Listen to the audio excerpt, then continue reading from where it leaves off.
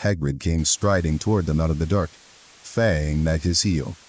He was carrying his large crossbow, and a quiver of arrows hung over his shoulder. "About time," he said. "I've been waiting for half an hour already." "All right, Harry, Hermione?"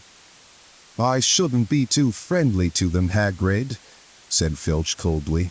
"They're here to be punished, after all." "That's why you're late, is it?" said Hagrid, frowning at Filch. "Been lecturing them, eh? It's not your place to do that. You've done your bit. I'll take over from here." "I'll be back at dawn," said Filch. "For what's left of them," he added nastily, and he turned and started back toward the castle, his lamp bobbing away in the darkness. Malfoy now turned to Hagrid. "I'm not going in that forest," he said, and Harry was pleased to hear the note of panic in his voice. "You are if you want to stay at Hogwarts," said Hagrid fiercely. "You've done wrong, and now you've got to pay for it." "But this is servant stuff. It's not for students to do. I thought we'd be copying lines or something. If my father knew I was doing this, he'd tell you how that's how it is at Hogwarts," Hagrid growled. "Copying lines. What good's that to anyone? You'll do something useful, or you'll get out. If you think your father'd rather you were expelled, then get back off to the castle and pack. Go on." Malfoy didn't move. He looked at Hagrid furiously, but then dropped his gaze. "Right then," said Hagrid. "Now, listen carefully, 'cause it's dangerous what we're gonna do tonight, and I don't want no one taking risks. Follow me over here a moment." He led them to the very edge of the forest. Holding his lamp up high, he pointed down a narrow, winding earth track that disappeared into the thick black trees. A light breeze lifted their hair as they looked into the forest. "Look there," said Hagrid. "See that stuff shining on the ground? Silvery stuff? That's unicorn blood. There's a unicorn in there been hurt badly by summit. This is the second time in a week. I found one dead last Wednesday. We're gonna try and find the poor thing. We might have to put it out of its misery." "And what if whatever hurt the unicorn finds us first?" said Malfoy, unable to keep the fear out of his voice. "There's nothing that lives in the forest that'll hurt you, if you're with me or Fang," said Hagrid. "And keep to the path.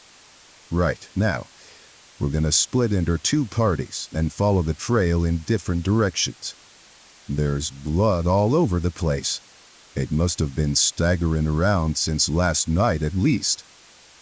"I'm on Fang," said Malfoy quickly, looking at Fang's long teeth. "All right, but I warn you, he's a coward," said Hagrid. "So me, Harry, and Hermione'll go one way, and Draco, Neville, and Fan'll go the other. Now if any of us finds the unicorn, we'll send up green sparks, right? Get your wands out and practice now. That's it.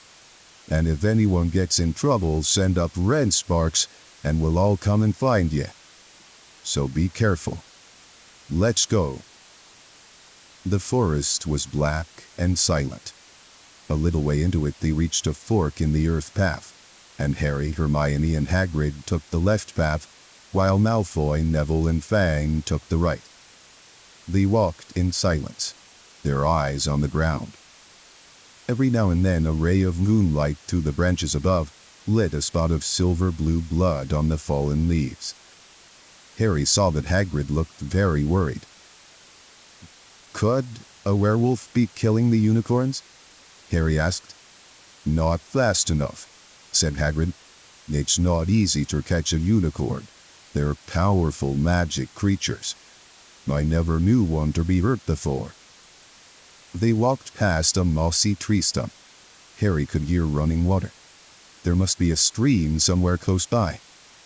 There were still spots of unicorn blood here and there along the winding path. "You all right, Hermione?" Hagrid whispered. "Don't worry. It can't have gone far if it's this badly hurt. And then we'll be able to—" "Duck behind that tree!" Hagrid seized Harry and Hermione and placed them off the path behind a towering oak. He pulled out an arrow and fitted it into his crossbow, raising it, ready to fire. The three of them listened. Something was slithering over dead leaves nearby. It sounded like a cloak trailing along the ground. Hagrid was squinting up the dark path, but after a few seconds, the sound faded away. "I knew it," he murmured. "There's something in here that shouldn't be." "A werewolf?" Harry suggested. "That wasn't no werewolf, and it wasn't no unicorn neither," said Hagrid grimly. "Right. Follow me. But careful now." They walked more slowly, ears straining for the faintest sound. Suddenly, in a clearing ahead, something definitely moved. "Who's there?" Hagrid called. "Show yourself. I'm armed." And into the clearing came... Was it a man or a horse? To the waist, a man, with red hair and beard. But below that was a horse's gleaming chestnut body with a long reddish tail. Harry and Hermione's jaws dropped. "Whoa, it's you, Ronan," said Hagrid in relief. "How are you?"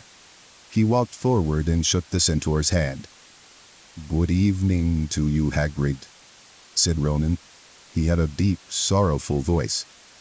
"Were you going to shoot me?" "Can't be too careful, Ronan," said Hagrid, patting his crossbow. "There's something bad loose in this forest. This is Harry Potter and Hermione Granger, by the way, students up at the school. And this is Ronan, you two. He's a centaur." "We'd noticed," said Hermione faintly. "Good evening," said Ronan. "Students, are you? And do you learn much up at the school?" A bit," said Hermione timidly. "A bit. Well, that's something." Ronan sighed. He flung back his head and stared at the sky. "Mars is bright tonight." "Yeah," said Hagrid, glancing up too. "Listen, I'm glad we've run into you, Ronan, 'cause there's a unicorn been hurt. You seen anything?" Ronan didn't answer immediately. He stared unblinkingly upward, then sighed again. "Always the innocent are the first victims," he said. "So it has been for ages past. So it is now." "Yeah," said Hagrid. "But have you seen anything, Ronan? Anything unusual?" "Mars is bright tonight," Ronan repeated, while Hagrid watched him impatiently. "Unusually bright." "Yeah, but I was meaning anything unusual a bit nearer home," said Hagrid. "So you haven't noticed anything strange?" Yet again, Ronan took a while to answer. At last he said, "The forest hides many secrets." A movement in the trees behind Ronan made Hagrid raise his bow again, but it was only a second centaur, black-haired and bodied and wilder looking than Ronan. "Hello, Bane," said Hagrid. "All right?" "Good evening, Hagrid. I hope you are well." "Well enough. Look, I've just been asking Ronan, you seen anything odd in here lately? There's a unicorn been injured. Would you know anything about it?" Bane walked over to stand next to Ronan. He looked skyward. "Mars is bright tonight," he said simply. "We've heard," said Hagrid grumpily. "Well, if either of you do see anything, let me know, won't you? We'll be off then." Harry and Hermione followed him out of the clearing, staring over their shoulders at Ronan and Bane until the trees blocked their view. "Never," said Hagrid irritably, "try and get a straight answer out of a centaur.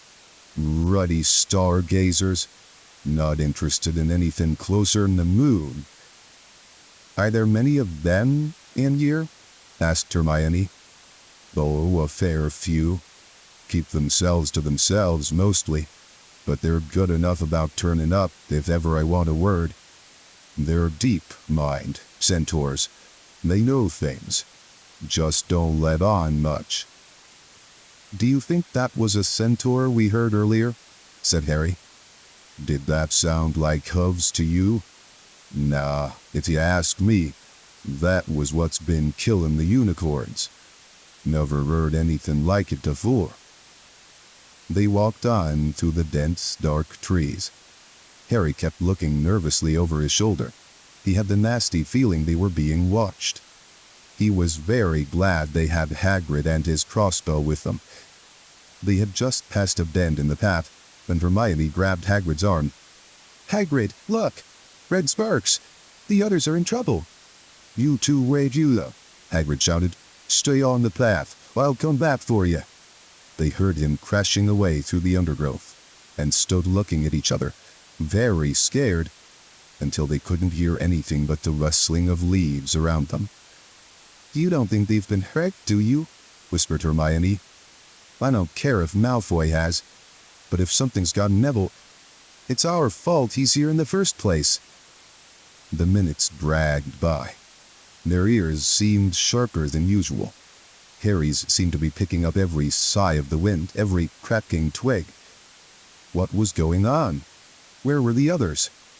At last, a great crunching noise announced Hagrid's return. Malfoy, Neville, and Fang were with him. Hagrid was fuming. Malfoy, it seemed, had sneaked up behind Neville and grabbed him as a joke. Neville had panicked and sent up the sparks. "We'll be lucky to catch anything now, with the racket you two were making." "Right, we're changing groups. Neville, you stay with me and Hermione. Harry, you go with Fang and this idiot." "I'm sorry," Hagrid added in a whisper to Harry, "but he'll have a harder time frightening you, and we've got to get this done." So Harry set off into the heart of the forest with Malfoy and Fang. They walked for nearly half an hour, deeper and deeper into the forest, until the path became almost impossible to follow because the trees were so thick. Harry thought the blood seemed to be getting thicker. There were splashes on the roots of a tree, as though the poor creature had been thrashing around in pain close by. Harry could see a clearing ahead through the tangled branches of an ancient oak. "Look," he murmured, holding out his arm to stop Malfoy. Something bright white was gleaming on the ground. They inched closer. It was the unicorn, all right. And it was dead. Harry had never seen anything so beautiful and sad. Its long, slender legs were stuck out at odd angles where it had fallen, and its mane was spread pearly white on the dark leaves. Harry had taken one step toward it when a slithering sound made him freeze where he stood. A bush on the edge of the clearing quivered. Then, out of the shadows, a hooded figure came crawling across the ground like some stalking beast. Harry, Malfoy, and Fang stood transfixed. The cloaked figure reached the unicorn, lowered its head over the wound in the animal's side, and began to drink its blood. "Arrgh!" Malfoy let out a terrible scream and bolted. So did Fang. The hooded figure raised its head and looked right at Harry. Unicorn blood was dribbling down its front. It got to its feet and came swiftly toward Harry. He couldn't move for fear. Then a pain like he'd never felt before pierced his head. It was as though his scar were on fire. Half blinded, he staggered backward. He heard hooves behind him, galloping, and something jumped clean over Harry, charging at the figure. The pain in Harry's head was so bad he fell to his knees. It took a minute or two to pass. When he looked up, the figure had gone. A centaur was standing over him, not Ronan or Bane. This one looked younger. He had white blonde hair and a palomino body. "Are you all right?" said the centaur, pulling Harry to his feet. "Yes, thank you." "What was that?" The centaur didn't answer. He had astonishingly blue eyes, like pale sapphires. He looked carefully at Harry, his eyes lingering on the scar that stood out livid on Harry's forehead. "You are the Potter boy," he said. "You had better get back to Hagrid. The forest is not safe at this time, especially for you. Can you ride? It will be quicker this way." "My name is Firenze," he added as he lowered himself onto his front legs so that Harry could clamber onto his back. There was suddenly a sound of more galloping from the other side of the clearing. Ronan and Bane came bursting through the trees, their flanks heaving and sweaty. "Firenze," Bane thundered, "what are you doing? You have a human on your back. Have you no shame? Are you a common mule?" "Do you realize who this is?" said Firenze. "This is the Potter boy.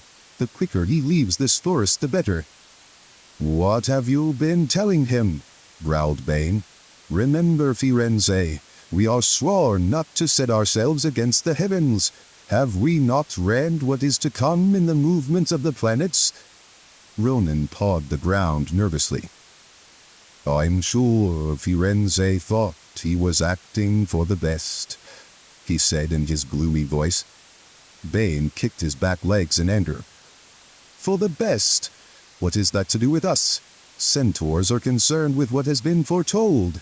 It is not our business to run around like donkeys after stray humans in our forest." Firenze suddenly reared onto his hind legs in anger, so that Harry had to grab his shoulders to stay on. "Do you not see that unicorn?" Firenze bellowed at Bane.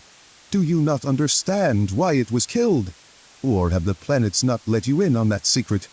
I set myself against what is lurking in this forest, Bane. Yes, with humans alongside me if I must." And Firenze whisked around. With Harry clutching on as best he could, they plunged off into the trees, leaving Ronan and Bane behind them.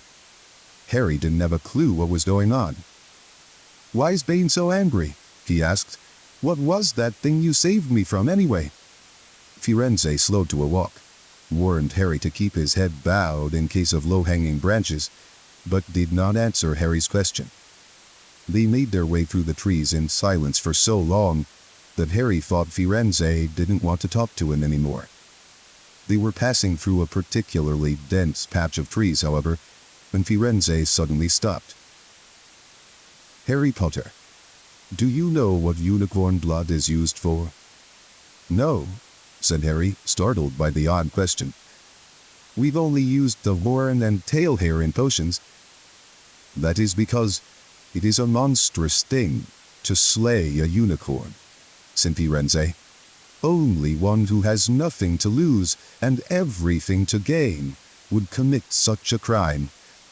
The blood of a unicorn will keep you alive, even if you are an inch from death, but at a terrible price. You have slain something pure and defenseless to save yourself, and you will have but a half-life, a cursed life, from the moment the blood touches your lips." Harry stared at the back of Firenze's head, which was dappled silver in the moonlight. "But who'd be that desperate?" he wondered aloud.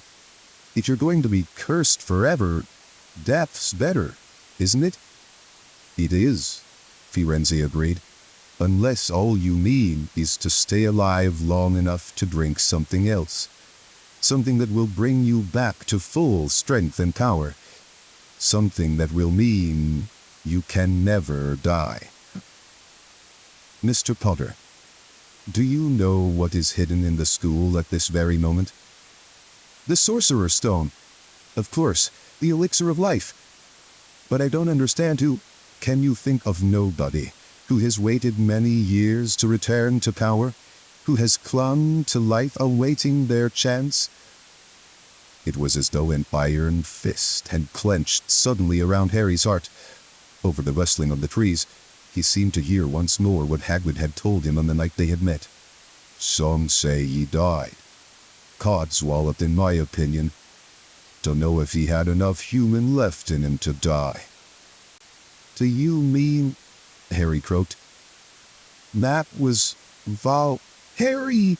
Harry, are you all right? Hermione was running toward them down the path, Hagrid puffing along behind her. I'm fine, said Harry, hardly knowing what he was saying. The unicorn's dead, Hagrid. It's in that clearing back there.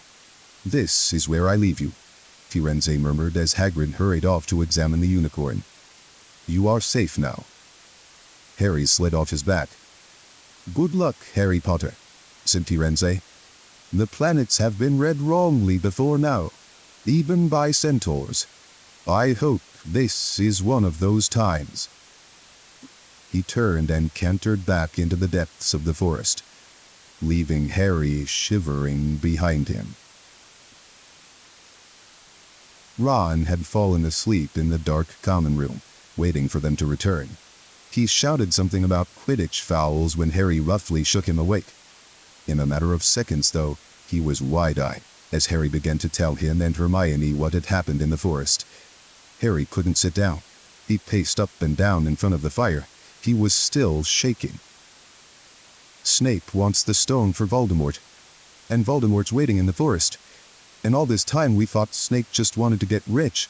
Stop saying the name, said Ron in a terrified whisper, as if he thought Voldemort could hear them. Harry wasn't listening.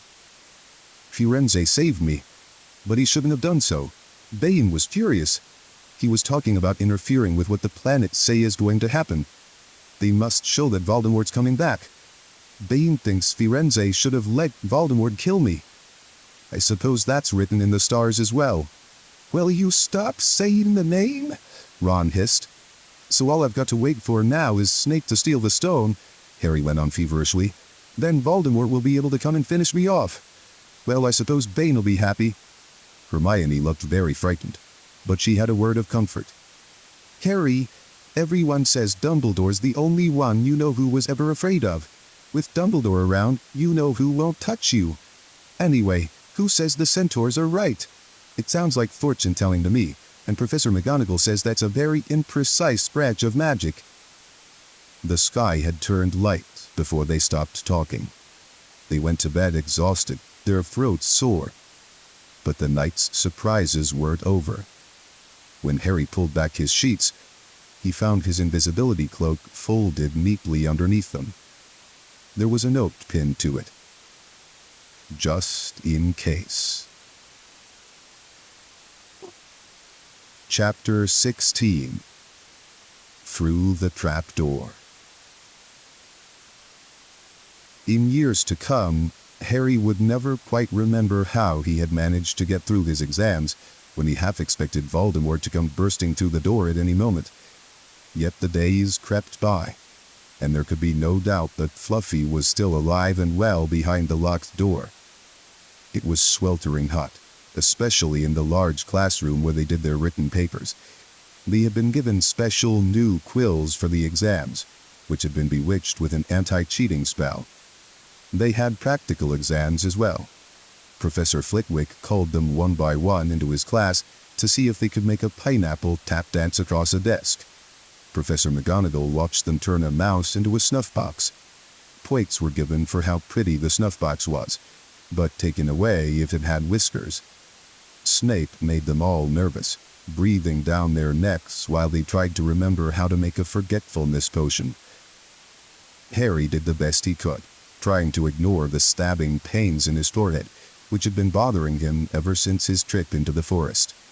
Neville thought Harry had a bad case of exam nerves because Harry couldn't sleep, but the truth was that Harry kept being woken by his old nightmare, except that it was now worse than ever, because there was a hooded figure dripping blood in it. Maybe it was because they hadn't seen what Harry had seen in the forest, or because they didn't have scars burning on their foreheads, but Ron and Hermione didn't seem as worried about the stone as Harry. The idea of Voldemort certainly scared them, but he didn't keep visiting them in dreams, and they were so busy with their studying they didn't have much time to fret about what Snape or anyone else might be up to. Their very last exam was History of Magic. 1 hour of answering questions about batty old wizards who'd invented self-stirring cauldrons, and they'd be free. free for a whole wonderful week until their exam results came out. When the ghost of Professor Binns told them to put down their quills and roll up their parchment, Harry couldn't help cheering with the rest. "That was far easier than I thought it would be," said Hermione as they joined the crowds flocking out onto the sunny grounds.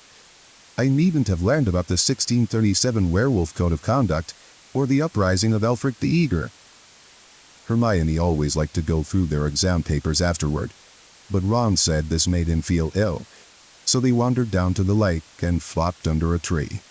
The Weasley twins and Lee Jordan were tickling the tentacles of a giant squid, which was basking in the warm shallows.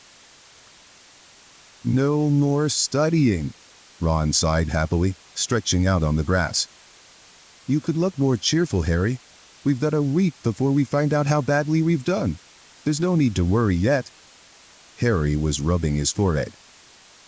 "I wish I knew what this means," he burst out angrily. "My scar keeps hurting. It's happened before, but never as often as this." "Go to Madame Pumphrey," Hermione suggested. "I'm not ill," said Harry. "I think it's a warning. It means danger's coming." Ron couldn't get worked up. It was too hot. "Harry, relax. Hermione's right. The stone's safe as long as Dumbledore's around. Anyway, we've never had any proof Snape found out how to get past Fluffy. He nearly had his leg ripped off once. He's not going to try it again in a hurry. And Neville will play Quidditch for England before Hagrid lets Dumbledore down." Harry nodded, but he couldn't shake off a lurking feeling that there was something he'd forgotten to do. Something important. When he tried to explain this, Hermione said, "That's just the exams. I woke up last night and was halfway through my transfiguration notes before I remembered we'd done that one." Harry was quite sure the unsettled feeling didn't have anything to do with work, though. He watched an owl flutter toward the school across the bright blue sky, a note clamped in its mouth. Hagrid was the only one who ever sent him letters. Hagrid would never betray Dumbledore. Hagrid would never tell anyone how to get past Fluffy. Never. But Harry suddenly jumped to his feet. "Where are you going?" said Ron sleepily. "I've just thought of something," said Harry. He had turned white. "We've got to go and see Hagrid now." "Why?" panted Hermione, hurrying to keep up. "Don't you think it's a bit odd," said Harry, scrambling up the grassy slope, "that what Hagrid wants more than anything else is a dragon, and a stranger turns up who just happens to have an egg in his pocket? How many people wander around with dragon eggs if it's against wizard law? Lucky they found Hagrid, don't you think? Why didn't I see it before?" "What are you talking about?" said Ron, but Harry, sprinting across the grounds toward the forest, didn't answer.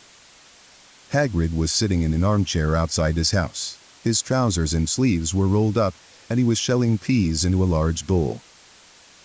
"Hello," he said, smiling. "Finished your exams? Got time for a drink?" "Yes, please," said Ron, but Harry cut him off. "No, we're in a hurry. Hagrid, I'd like to ask you something. You know that night you won Norbert? What did the stranger you were playing cards with look like?" "Dunno," said Hagrid casually. "He wouldn't take his cloak off." He saw the three of them look stunned and raised his eyebrows. "It's not that unusual. You get a lot of funny folk in the Hog's Head. That's the pub down in the village. Might have been a dragon dealer, mightn't he? I never saw his face. He kept his hood up." Harry sank down next to the bowl of peas. "What did you talk to him about, Hagrid?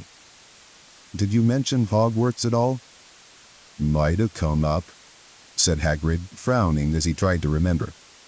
"Yeah.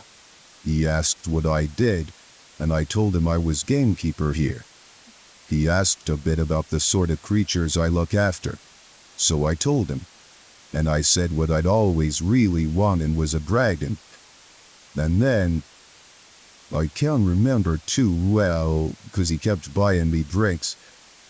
Let's see, yeah, then he said he had the dragon egg, and we could play cards for it if I wanted. but he had to be sure I could handle it. He didn't want it to go to any old home,